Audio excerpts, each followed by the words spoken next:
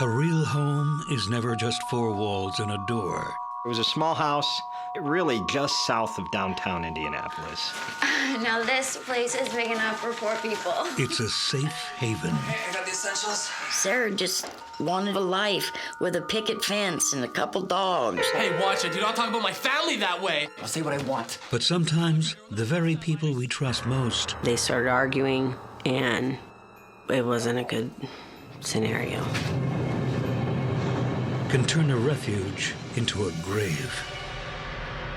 He wasn't a bad person. He just was at the wrong place at the wrong time with the wrong people.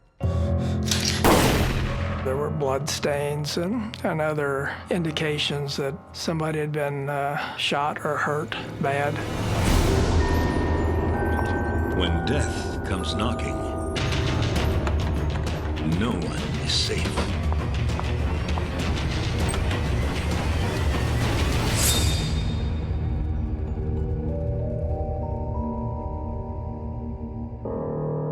October 25th, 2000. Just another ordinary day in Indianapolis. And there's nothing unusual happening as John Thomas ends his shift.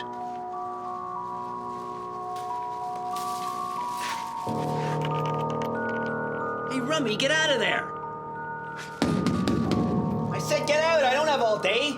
In a heartbeat, the day becomes anything but ordinary.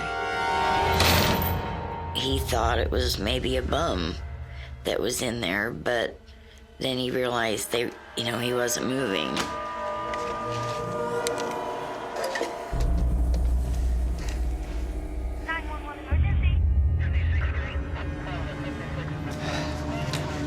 I think I saw a body. I think there was blood. All right, you did fine. Well, let's see what we got here.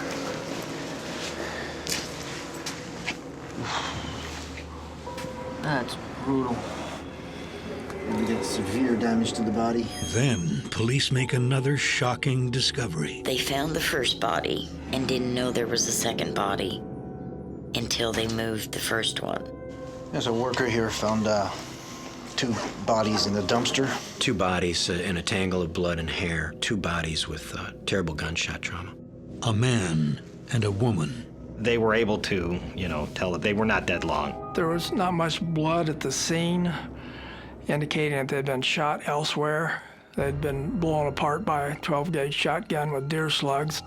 While the male victim has been shot once in the chest, the female victim appears to have met a more brutal end. She was shot not just once, but twice. Shot in the chest and then shot right in the side of the face, and her head was so disfigured that it was hardly recognizable. This was not birdshot. So it didn't take a lot of shots to kill these 2. There was nothing that they found that would identify who those people were. They took the fingerprints, and they weren't in the Indiana database. The fingerprint system back then wasn't what it is today. There is a national database even back then, but it took a little more time.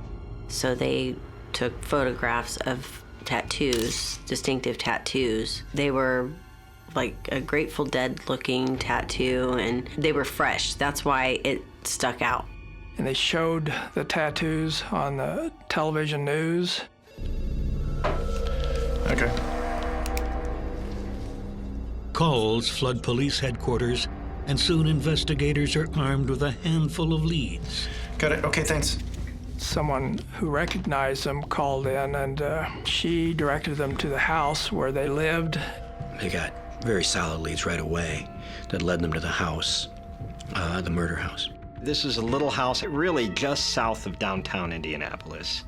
It was in a neighborhood that would be pretty distressed, a pretty lower income neighborhood.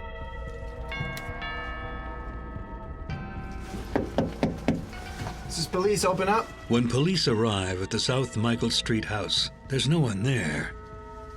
So they turn to the few people who live nearby. There aren't a whole lot of houses there. It's mostly surrounded by kind of industrial areas, are really close. Warehouses and things are not far away. There's not a lot of housing in that part of town. But the closest neighbor didn't say much untoward about what had been taking place in the house. So what exactly did you see? They get some interesting information from a neighbor. An older guy that got up in the middle of the night, about 3 o'clock in the morning on October the 25th. He saw two larger people. He didn't know whether male or female, but they were putting something in the back of a pickup truck right there by the house. This man wasn't in close proximity to the house. He couldn't see very well. Detectives get a search warrant for the Michael house. The warrant was, of course, obtained quickly because this is a brutal murder, and any judge is going to sign that warrant. They went inside the home and discovered that the place was a mess. Now, why would you put a sofa in the middle of the living room? There was still evidence that something had happened in there. There were blood stains and other indications that somebody had been shot or hurt bad. Well, there had been an attempt to clean it up, but it was pretty apparent that there was blood stain there. And I guess that's the reason why they moved the couch over on top of it.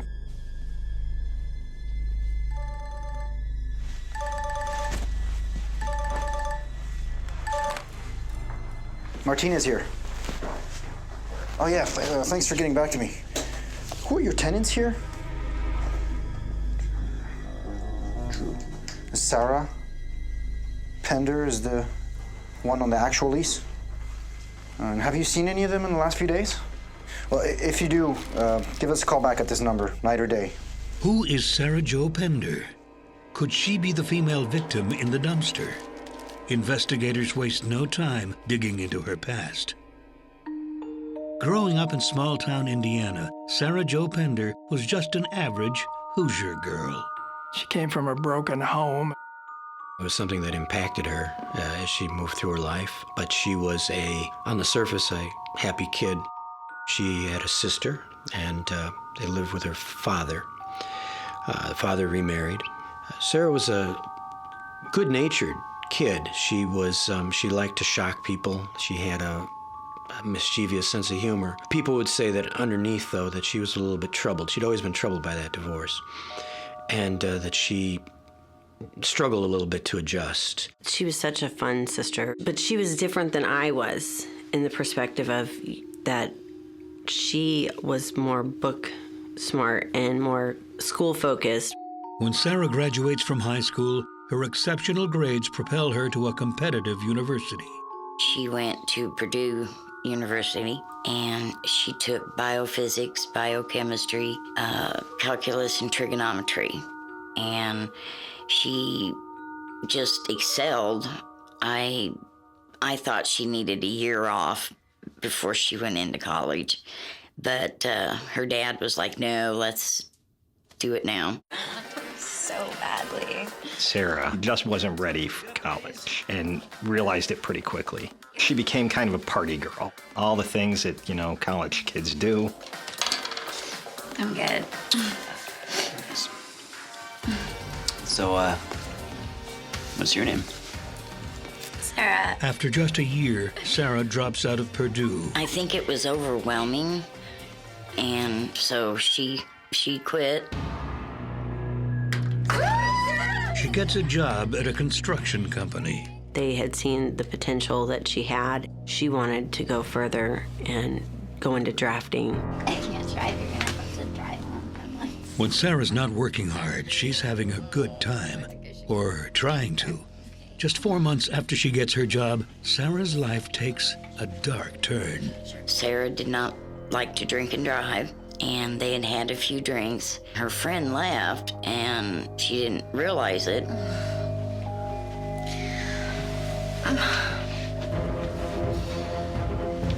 Are you okay?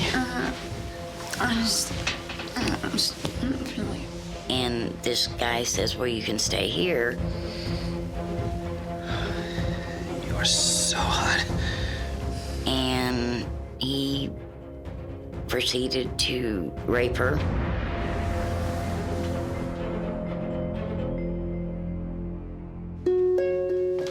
Honey, let's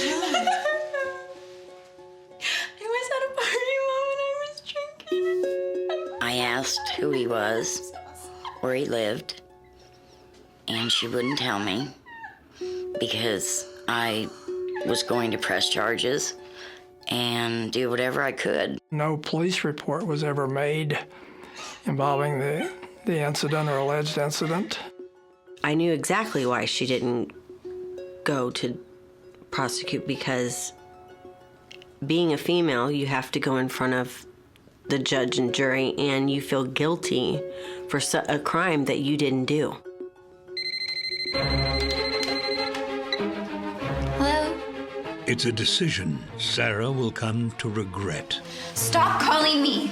You know, reality sets in that we don't have control sometimes of our life. She was starting to fear for herself, for her life.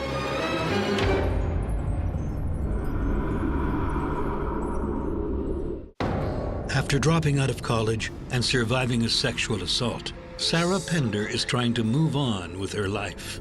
She was just a young girl, young woman at the time, and, you know, seemed to be just looking for someone. That's a good one. That's one more of a laugh. Well, that makes sense. They call me Bear. Do they? And a few months later, that someone comes into her life, 22-year-old Richard Hull. So does the bear have a name? Smokey? Paddington? I wish. Yeah. But it's Richard. Rick. I'm Sarah. Everybody loved Richard Hall. He was a friendly guy. He was truly actually a gentleman, as a matter of fact. I think in his heart, he's had a very tough life. Dad left at an early age, raised by mom and grandmom. Just kind of a rough life, but everybody liked him. He was the gentle giant.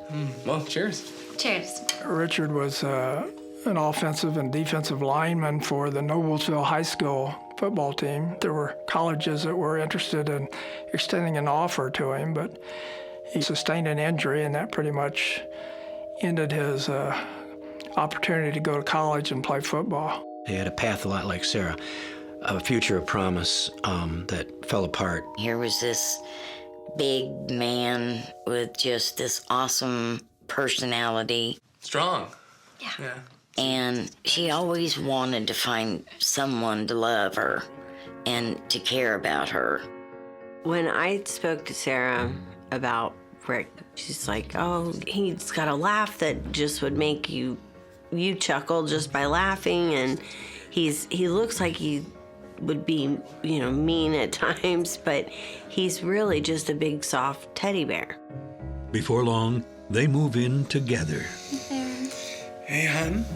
Yeah. I like having you here. I feel safe. Maybe you can move in. We'll take a look around. It looks like I already have.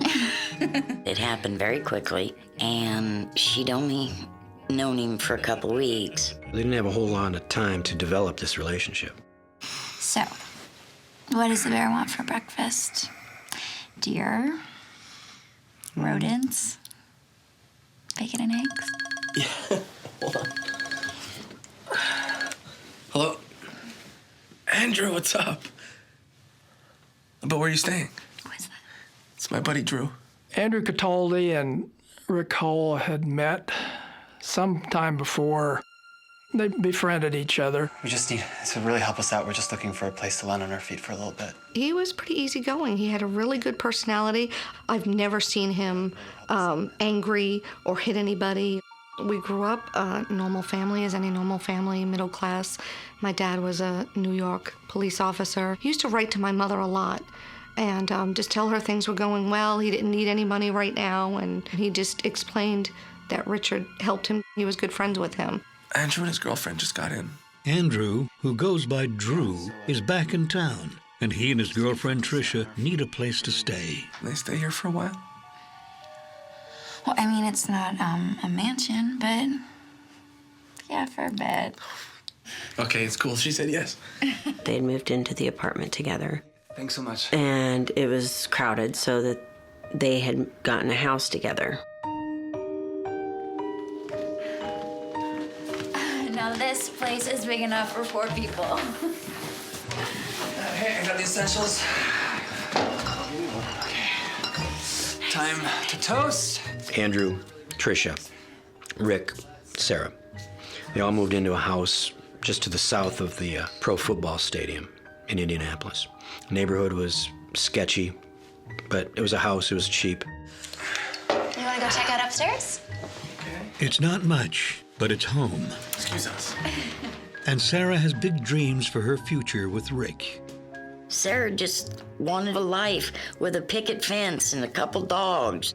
The house was in her name, the utilities was in her name, everything basically was hers. Hello? Stop calling me! What was that all about? Rick, it's that guy that I told you about, okay? He won't stop calling me. I don't know what to do. It's okay. I'll take care of it. Leave it to me. It's also a place where she and her new boyfriend can host family and friends. Hi, anyone? Oh, you're such a doll. Mom, this is Bear. Nice to meet you, man. I'm not your teacher. Call me Bonnie. Bonnie it is. And thanks for making this one. I got to meet him, after they'd been in the house for about a month, and he was a big man. He was 6'5", 330 pounds, and he treated Sarah very, very nicely. Guys, say hi to my mom. She made pie. Hey, Sarah's mom. The 2 times that I had been to the house, Drew and Trish were sitting on a love seat. Let's go into the kitchen. I never saw Drew's face. He would not turn around and acknowledge that we were even in the room. And Trish did, and she was very nice, loved Sarah to death. And I thought, well, okay. I wasn't real happy. I didn't get good vibes. As far as I know, the other people in the house and the 2 roommates, they were self-employed. What? Like, how are they paying you rent? And she said, well, they have a side business.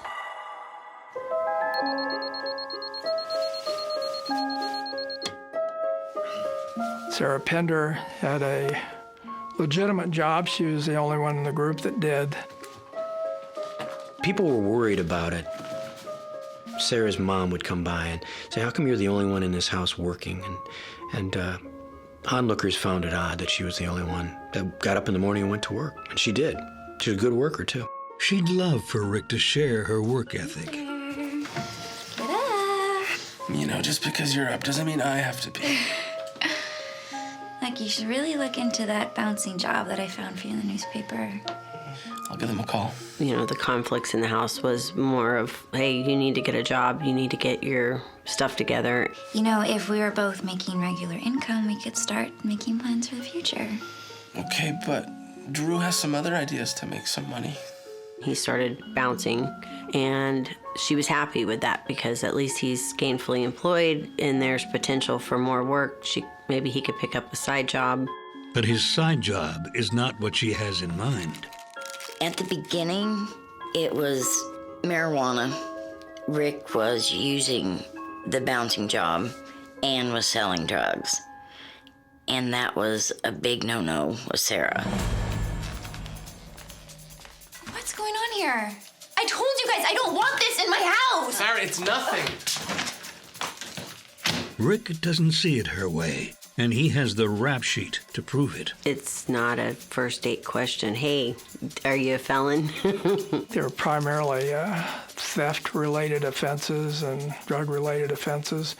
No crimes of violence. He wasn't going to work at a factory or at a restaurant. He was a drug dealer.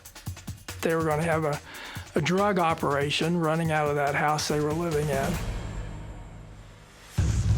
So sick of this small-time stuff, dude. Well, what do you mean? I think we can think bigger. I know a guy who could set us up. Did you talk to him? I think we should totally do it. Look, just be discreet about it. I don't need Sarah knowing all about our business. She wants me to keep the bouncing job at the bar. But before long, tensions arise. Dude, this isn't a credit agency. Like, look, I don't care who she is, even if she's one of your people. Hey, watch it. Do not talk about my family that way. I'll say what I want. Richard and Andrew and Trisha got into a disagreement about money. I'll say whatever I want. There are some lines that you do not cross, I swear to God. Okay, again? Seriously? I am so sick of this arguing, okay? I'm so sick of this! Dude, you're being so stuck up. Forget about it. I'm gonna go for a drive, and when I get back, this has got to be over.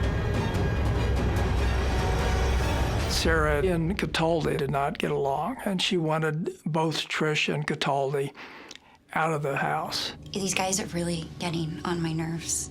She was very agitated about,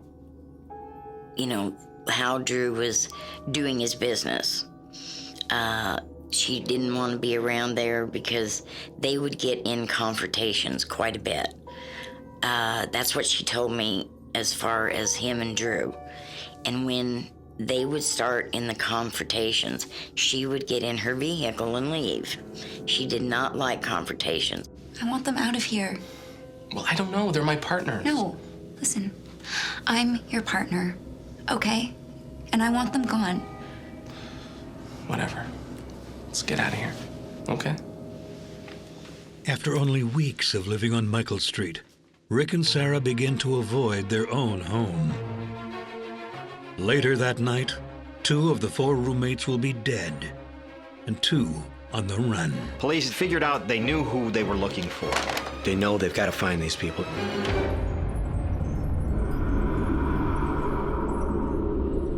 Hey, watch it. Do not talk about my family that way. I'll say what I want. After a fierce argument between roommates, 2 bodies are found in an Indianapolis dumpster the night of October 25th. The police investigation leads them to a deserted house on Michael Street. 2 couples, 2 corpses. But which couple now lies dead in the morgue? So no one has seen her since the 25th. Okay, you call us if you do. The police found out that Sarah had been to work on October 25th, but she didn't show up to work on the 26th. Meaning Sarah is not the female body in the morgue.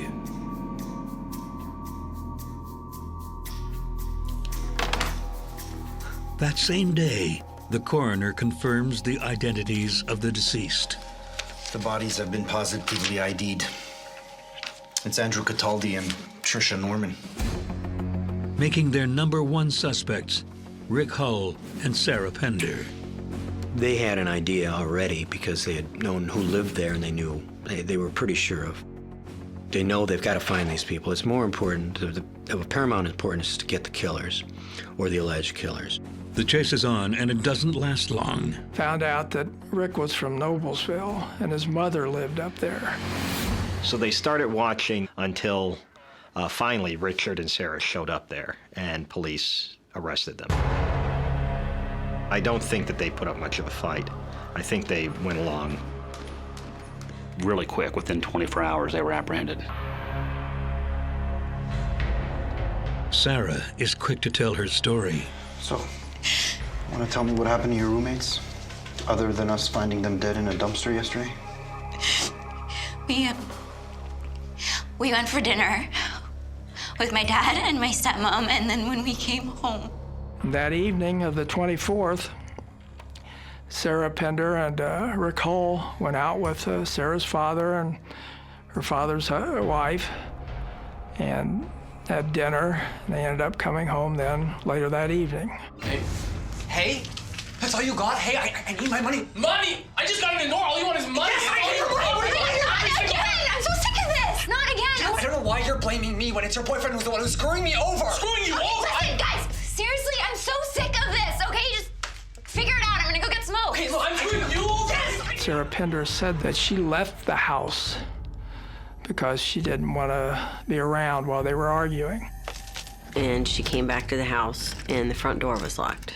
So she went around to the back door and went in, and that's when she had seen Trisha. Sarah. Never argument, okay? There was a fight. Get rid of these bodies. Now! She said, his face was just completely changed. from charismatic to very serious.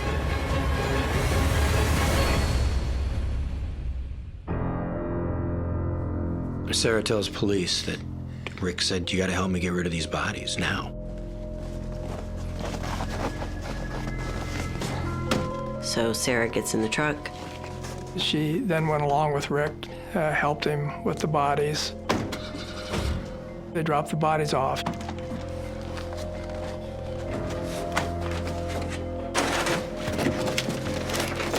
So if you had nothing to do with the killings, why did you help? Why not just go straight to police? Because I didn't want to end up in a dumpster like Drew and Trisha. She said that she was worried that the same thing might happen to her. So she then went along with Rick. So where did you end up? We ended up at a motel, and Rick told me to go into work the next day and that he'd buy a steam cleaner and he'd clean everything up. As Sarah bares her soul, a reluctant Rick stews in the interrogation room next door. So Sarah's gone for a walk. And what happens? Nothing. Really? Well, initially he denies doing anything. Drew just flipped out on me. I didn't know what was happening. Then he gets to the point where he acknowledges a disagreement with Cataldi. I don't know why you're holding back. Just give me the money. Calm down. Screw that. I'm not coming down. Richard claimed that he and Andrew were arguing. And there was this conflict over this debt, this marijuana debt. Give me that.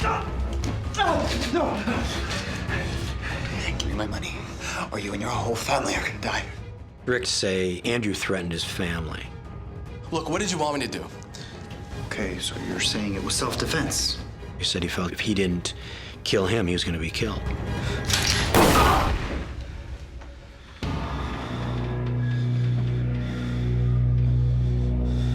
But if it was self-defense, another question remains.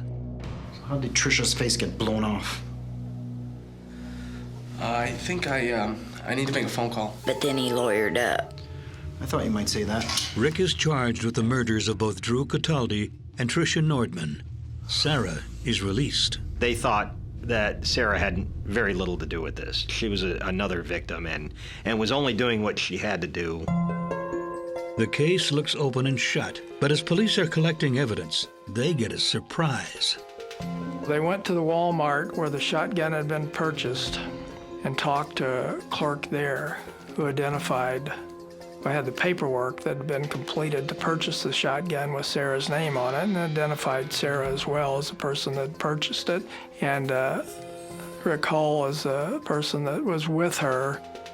Well, she bought a shotgun. It was pretty apparent she hadn't been forthcoming with him about all the facts of the case. So what they did was they called her back and said, "Listen, we got some items we need you to come here and pick up." Is this Sarah? She says a couple stories about this gun. Sarah says, "Well, I bought it for a birthday gift for Rick." You guys have it all wrong, okay? That gun was for protection. You bought a shotgun on the day that your roommates were murdered with it. She says as well she got the shotgun because she'd been sexually assaulted in the past. There was this guy that had raped me, and he kept bothering me, and Rick just wanted to keep me safe. Stop calling me. The guy who raped her Hello? had been leaving messages Stop calling me! saying that I will find you and I will do it again. Rick, it's that guy that I told you about, okay? He won't stop calling me. I don't know So what to that do. was his reasoning for her to buy a shotgun, because he was a felon, so he wasn't able to get a gun. With no charges ever filed against the alleged rapist, investigators are dubious. You have the right to remain silent. She was charged then with murder and assisting a criminal. In Indiana, the law doesn't require the prosecution to prove in a murder case that the person on trial actually pulled the trigger, only that they assisted somehow in the commission of the crime, and then they're just as guilty as the person that actually committed the murders.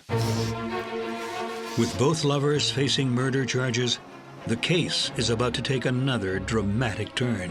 While they're locked up, they're communicating through letters That's not normal. There's something wrong with that picture.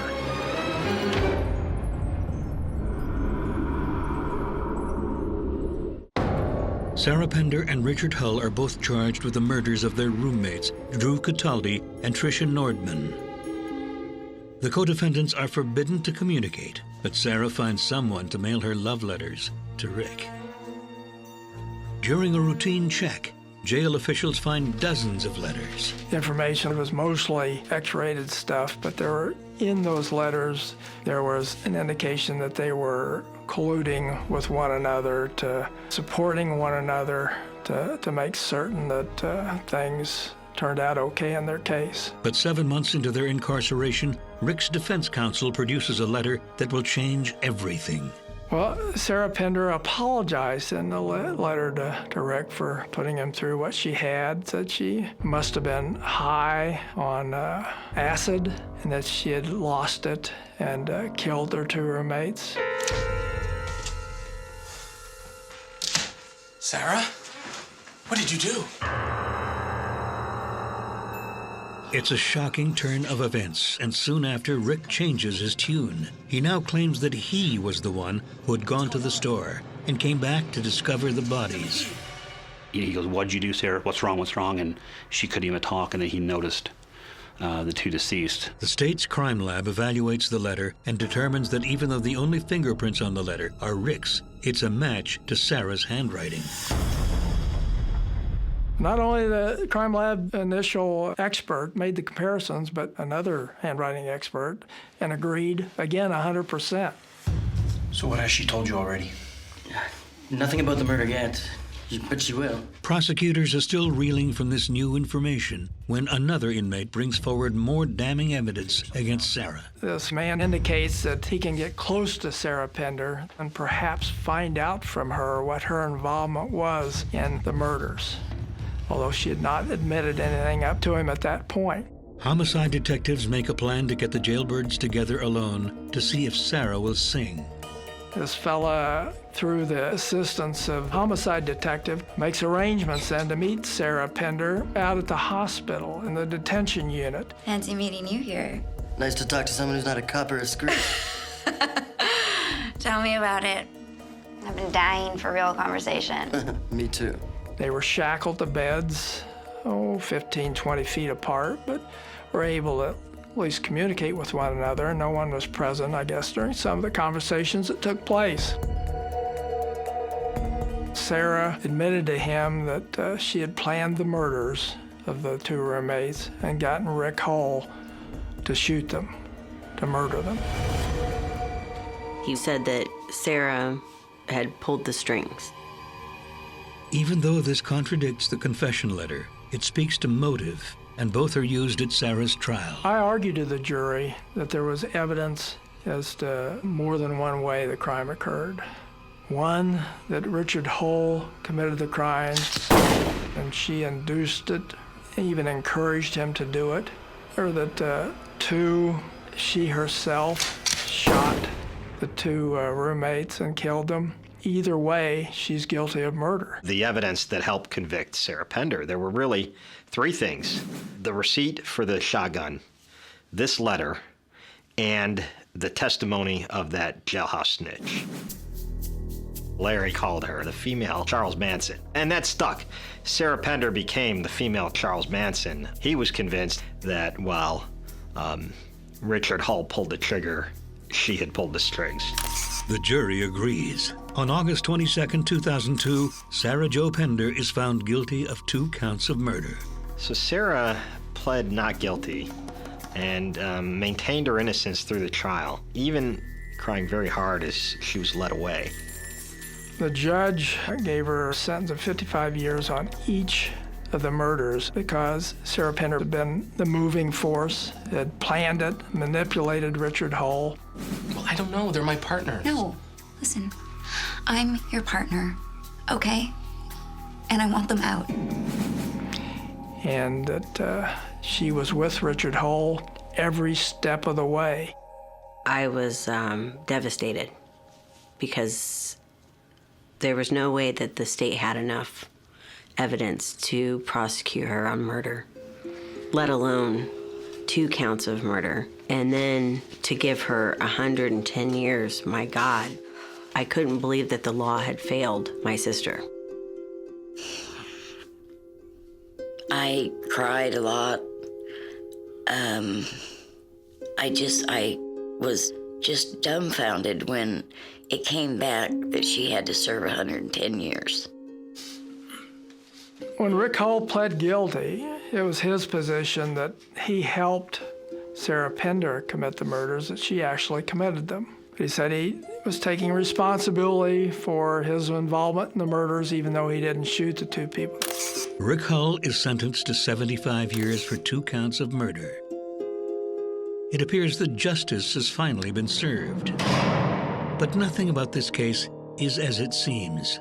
In 2005, 3 years after the sentencing, Rick makes a surprising claim. But that letter was a fake. Do you understand? The one where it says she killed Drew and Trisha. Rick stated that the confession letter that he provided was a fraud. And signs an affidavit to that effect. The affidavit indicated that Richard Hull had killed the 2 roommates and that Sarah Pender didn't have anything to do with it, that her involvement was just afterwards. She was scared and helped him. Get rid of these bodies! Now, go get some blankets! She didn't actually have any involvement in the murders. He thought he was already sentenced, so he didn't have to worry about any repercussions for him after that, and he just came to save his love of his life. In light of this new information, Sarah's legal team requests that the court reconsider the case. So you mean I can get out of here? Okay, let's start the paperwork then, okay? But the request is denied. What? Are you serious? There's no other way. The courts have decided that this new evidence doesn't rise to a level that they believe is enough to give her a new trial. Having exhausted her legal avenues, a desperate Sarah puts another plan into action. She'd been telling people, I'm going to get out of here. The world has not seen the last of Sarah Jo Pender. It started with seducing one of the guards there. Then I thought, well, maybe Larry had something. Maybe this woman is a female Charles Manson.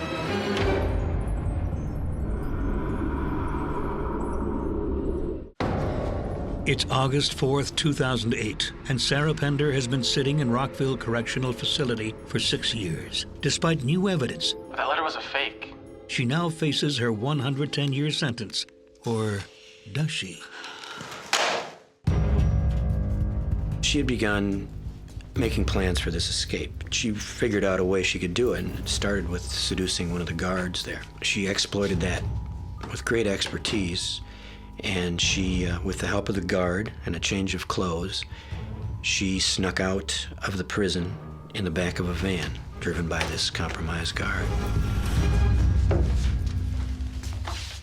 And in the prison parking lot, she got into a waiting car and drove off. When she got this guard to leave his wife and help her escape from prison, then I thought maybe this woman is a female Charles Manson.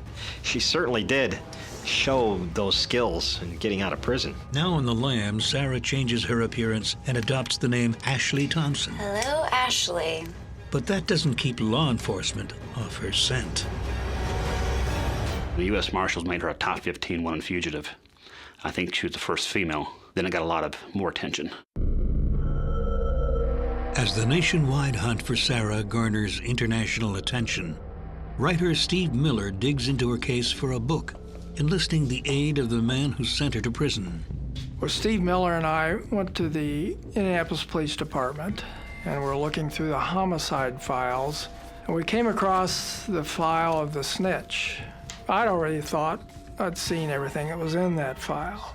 And then Steve pulls out this folded up pieces of yellow legal pad and opens it up. It was handwritten. It was just a handwritten piece of paper. It's 2 pages. I looked, and I said, this is interesting. And I look at it. Larry's like, what are you looking at? And I handed it to him. I said, this looks like a list of people that the snitch was willing to turn evidence on. Oh. And I look at it, and I said, oh, I've never seen that before. I didn't have it. The defense didn't have it. They should have had it for the trial. On the paper is a huge list of all the people the inmate was willing to sell out for a lighter sentence. He was throwing everybody under the bus. If I'd known that, I would have never called him as a witness, because he would have been useless to me. I wouldn't have believed anything he said at that point. To cast anything he said into doubt, because he was willing to turn on anyone. Nothing about the murder yet, but she will. Was it credible or not? He was just willing to do whatever it took. That means he's also willing to say anything. But with her appeals exhausted, the snitch list can't help Sarah. As the list fades into memory, Sarah continues to spin a new web, this time in Chicago. This story was that she was hiding from an abusive ex-husband. A few months later, her past finally catches up to her when Chicago police get a fateful phone call. She was on America's Most Wanted several times, and on that night that she was caught, America's Most Wanted aired an episode and put her picture on there and said she's been out since August. It was a neighbor in Chicago who called the Chicago Police Department one night and said, "Hey, I think my neighbor, something suspicious, you know, she never comes out." Come in. She was smoking marijuana when she answered the door, so her guards were really down. The two police officers asked who she was, and she identified herself. I'm her. I'm Sarah Pender. You caught me. And so she offered no resistance. Good for you. Sarah Jo Pender is sent straight back to prison. Anyone who escapes is deemed high risk because you got out once, they sure don't want you to get out again. So Sarah was put in solitary for 5 years because of the escape. The judicial system wanted to see her ball up and fall into a deep depression by locking her into solitary confinement for 5 years. As Sarah sits in solitary, a nagging voice prompts former prosecutor Sells to speak up, despite his conviction that Sarah is guilty. Steve Miller's book came out, Girl Wanted, The Chase for Sarah Pender. I read that book and came across that passage in the book that referred to that same incident in the homicide room where I saw that snitch list. I said, "Oh, hell, Larry, you gotta do something about this." So I eventually contacted Sarah Pender's mother, Bonnie Prosser. Hello? I said, "Bonnie, hear me out." And he told me of the 72 murder cases that he had done, one was a mistake, and it was Sarah's. I said, "I don't think Sarah got a fair trial." And ever since, we have been trying so hard to just find someone who would stand with us and try to make this right. And I'll do what I can to help assure that she does get a fair trial. To date, the state refuses to reopen the case. When they convict somebody in Indiana, they don't like to turn it around. We got the bad end of the deal. I have a sign in my truck says Free Sarah Pender, and I have had people stop me at stoplights and say, "I know your daughter. I read that story. I pray for you." And yet I can't find anybody that wants to help me and help her. But I will help her until the day I die.